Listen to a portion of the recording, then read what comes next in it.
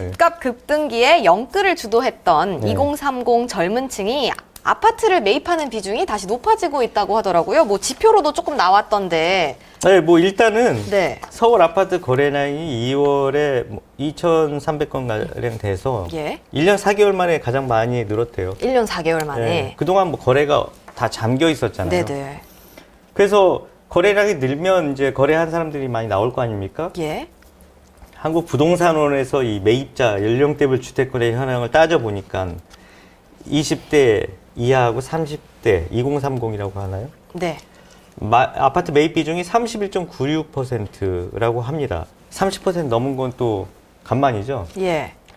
그 얘기는 하여튼 열채가 팔렸으면 거기에 뭐 한 30% 정도는 2030이라는 건데 이걸 보고서 이제 다시 2030들이 영끌해서 나오는 거 아니냐. 예. 이제 이런 생각을 뭐 그런 얘기들이 조금 나오는 거죠. 네. 근데 사실 대출 규제도 조금 완화가 됐고 뭐 특례 보금자리론 출시 이런 거를 함에 따라서 네, 청년층이 자금 조달이 조금 더 수월해졌다 이런 얘기가 있더라고요. 이것도 좀 영향이 있을까요? 이 지표에? 이거는 사실은 정부가 만들어준 거죠. 집을 더 사라고. 예. 왜냐하면 지금 부동산 시장이 막 급락하니까 이래서는 안 되겠다. 이게 경착륙돼서 충격이 갑자기 오면 네. 경제 충격이 크니까 연착륙해야겠다는 게 이 정부 당국자들이 다 얘기잖아요. 그래서 연착륙이 뭐냐? 누군가 좀 사줘라는 네. 얘기예요. 그럼 그냥 못 살 거 아니에요. 네. 도와주는. 그래서 여러 가지를 풀어요. 규제를 일단 많이 풀었죠. 네. 어떤 것들을 풀었죠? 제일 분양 시장에서 제일 크게 중도금 대출 규제 풀었잖아요. 예. 12억 넘어도 중도금 분양 빌릴 수 있다. 네. 그다음에 대출 규제도 많이 풀었어요. 15억 원 넘는 고가 주택도 주택 담보 대출 할 수 있다. 그래서 풀어준 거죠. 그다음에 청년들은 이런 것들이 가장 뭐 많이 그런 대출 규제 완화에 지원에 도움이 될 텐데 9억 원 이하 주택을 살 때는 연 4% 고정금리로 소득과 무관하게 빌려줘요. 소득과 무관하게. 그러니까 내가 소득이 많아도 옛날에는 소득이 적으면 적은 사람 대상으로 이런 보금자리론이 나왔는데 이 특례 보금자리론이라고 해서 한시적으로 네. 소득과 상관없이 9억 원 이하 주택 사면은 4%로 빌려줄게. 빌려서 집 사 이거죠. 예. 빚내서 집 사라는 거예요. 네네. 그래서 빚내서 그다음에 생애 처음 주택 구입하는 사람은 네. 동네가 어디든 간에 상관없이 주택담보대출 비율은 80%까지 해줄게. 집값의 80%까지 빌릴 수 있게 해줄게. 예. LTV 80%. 이게 뭐 많은 번들을 해요.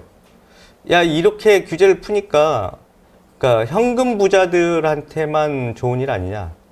돈 있는 사람만 집 사는 거 아니야. 집값 내릴 때. 예. 이거 아닌데. 그래서 그럼 대출을 좀 풀어서 네. 대출 규제를 풀어가지고 청년들이라든가 그런 사람들을 좀 집 사게 해주자. 이러면서 이제 풀어준 거예요. 근데 따지고 보면 그게 왜 꼭 지금 이 시점이어야 하는지, 네. 그리고 빚을 내서 지금 집을 사는 게 맞는지 여러 가지 고민스러운 대목은 있죠. 왜냐하면 빚이라는 건 결국 갚아야 되잖아요. 네. 이자도 있잖아요. 이자 4%라고 갚으려면 솔직히 소득으로 그렇게 집값이 비싸니까 대출도 많을 거 아니에요. 네. 그거를 4% 주고 빡셀 것 같은데. 힘들죠. 네. 힘들어요. 근데 이제 그렇게 해주는 거 막 풀어놨잖아요. 저는 오히려 이렇게 되면은 지금 이 시점에서 소득이 적거나 자산이 적은 2030이 집 살려고 나올까요? 아닐 거예요. 오히려 예. 자산이 있는 부모를 둔 2030이 금수저 2030. 꼭 금수저 아니어도 네. 요즘에는 부모들이 웬만큼 여윳돈들이 많이 있는 부모들이 생겼잖아요. 중산층들이 많이 네. 있으니까 뭐 내가 얼마를 좀 보태줄 테니까 너가 대출해서 얼마 예. 사라. 지금 집값 싼 거 아니야? 이렇게 나올 수도 있겠죠. 그러니까 그런 분도 있고 예. 또 급해서 영끌하신 분도 있고 그러다 보니까 2030 그분들이 조금 매입 비중이 높아진 게 아닌가. 네. 특히 9억 원 이하 주택에 대해서 이렇게 특례 보금자리론 해주고 또 생애 최초 주택 구입자는 대부분 젊은 분들이니까 네. 규제 지역과 무관하게 대출을 많이 해주겠다고 하니 이때 집 사야겠다고 하신 분들이 있겠죠. 네. 그럴 수 있을 것 같습니다. 네, 근데 이제 댓글을 좀 살펴보면은 네. 123님께서 영끌은 좋게 보이지 않아요. 영끌에서 샀는데 집값 떨어져서 죽을 맛이라는 인터뷰도 본 적 있고 라고 네. 하셨어요. 영끌이라는 건 대출이잖아요. 대출은 리스크를 테이킹하는 거예요. 그러니까 위험을 감수하는 거죠. 어떤 위험이냐? 대출 이자가 오를 위험, 그 다음에 집값이 또 떨어질 위험. 네. 그걸 감수하고 사는 거예요. 더 오르고 더 지금 사는 게 낫겠다고 예. 생각해서. 근데 이제 문제는 진짜 그런 리스크가 현실화 됐을 때는 어떻게 되느냐.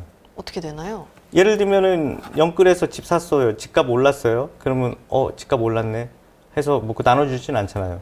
근데 집값이 폭락하면은 이제 이 리스크에 대해서 다들 힘들다고 영끌했더니 죽을 맛 해서 뭐 대출 이자 올라서 힘들어요 막 나오잖아요.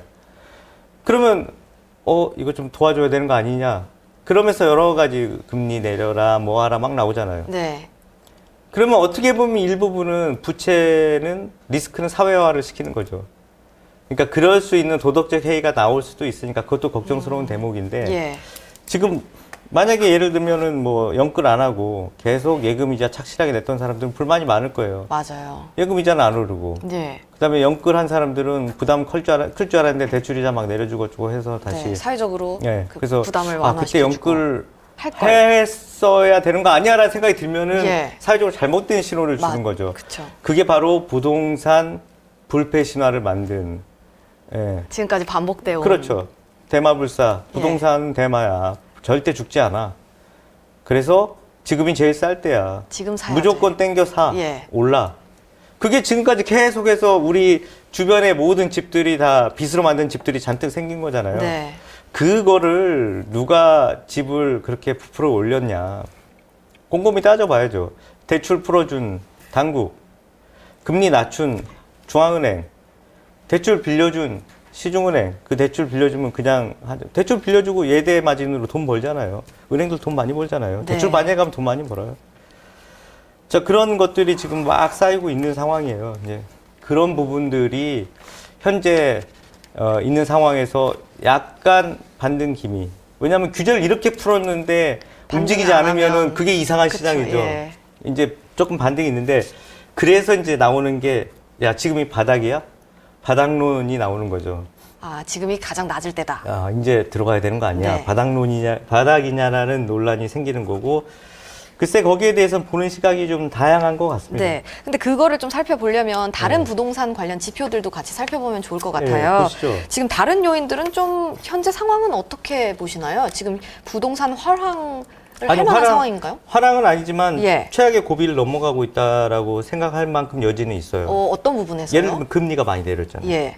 금리가 5대 은행이 주담대 혼합형 주담대, 이게 말하자면 고정금리죠.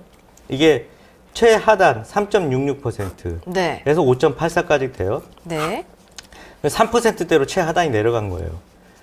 그리고 변동량은 4.19에서 6.16. 네. 그러니까는 잘 빌리면 뭐 3, 4%, 4%대, 5%대 빌릴 수 있다라고 생각하면 옛날에 막 8%막 이렇게 금리가 올라갈 많이 때 비하면은 낮아졌으니까. 부담이 좀 덜할 수 예. 있죠. 그래서 금리가 일단 좀 내렸다. 네.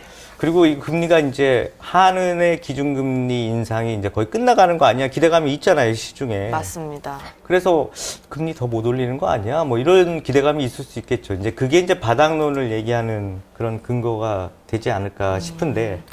근데 또 상대적으로 다른 걸 보게 되면 예. 아직 조금 걱정스러운 건 있죠. 어떤 부분? 예를 들면 기준금리 인상이 끝난 것이냐. 유가 그건 오르고 물가에 대해서 부담이 커지는 연준이 기준금리를 계속 올리게 되면 한국도 부담이 될 수밖에 없는 거잖아요. 아직도 그 변수는 남아있는 거죠. 예. 그리고 이런 상황에서 금리가 앞으로 만약에 더 올리지 않는다고 해도 금리가 내리지 않는다면 결국 이 금리대로 계속 뭐 어느 정도 계속 간다는 거잖아요. 그것도 부동산 시장에 뭐 그렇게 좋은 건 아니잖아요. 예. 당장 금리를 내릴 거냐? 그럼 그것도 아니잖아요. 네. 그러니까 두 가지를 보면 아직도 불확실성이 있는 거죠. 예. 너무 한쪽으로 가서는 안 되는 거고. 둘째, 미분양이 많이 늘고 있잖아요.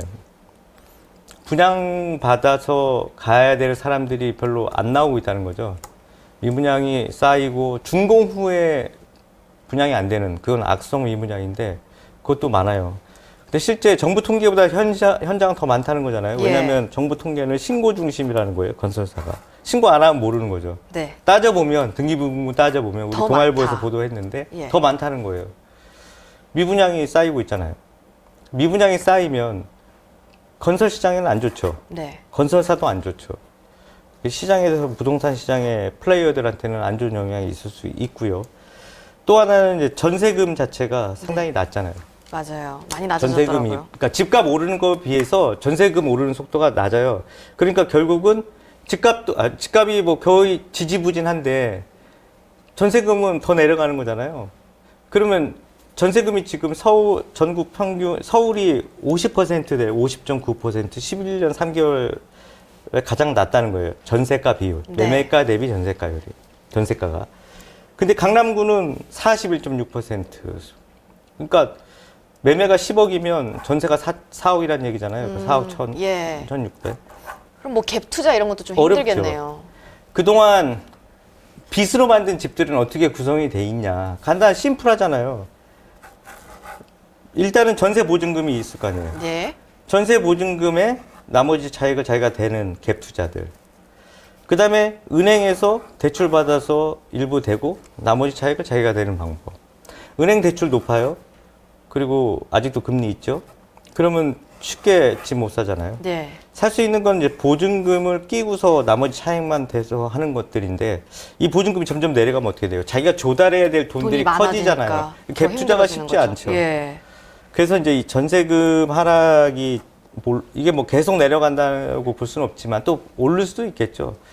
근데 하여튼 이 갭이 커지면 갭 투자 세력들이 안 들어오면 또 우리나라 부동산 구조상 네. 좀 침체가 아니 뭐 누가 계속 이렇게 사줘야 되는데 예. 그런 사람들이 안 나오면 갑자기 치솟아 오르기는 또 쉽지는 않은 상황이죠.